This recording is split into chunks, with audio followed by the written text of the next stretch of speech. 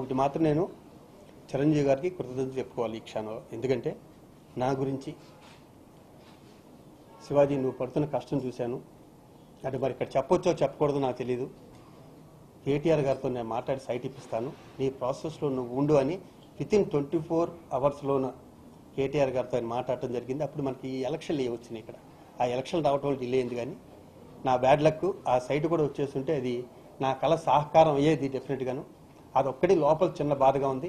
చిరంజీవి గారు రుణం మాత్రం నేను జీవితంలో మర్చిపోలేను. ఆయన నాకు చేసిన హెల్ప్ కానీ, ఆయన అంత బిజీలో ఉండి ఆయన అమెరికా వచ్చి ప్రోగ్రామ్ చేయడం కానీ, అలాగే విజయనగరం గారు నేను ప్రెసిడెంట్గా ఉన్నప్పుడే కాదు, మురళీమోహన్ గారు ప్రెసిడెంట్గా ఉన్నప్పుడు కూడా నెల 15,000 పంపించే ఆవిడ దాతృత్వానికి నా పాదాభి వందనాన్ని విజయనగరం గారు ఎప్పుడు చెప్తాను, అది ఇప్పుడు చెప్తాను. ఇంకా అలాగే అందరం కలిసి ప్రెస్ మీట్లు పెట్టద్దు, పని చేద్దాం.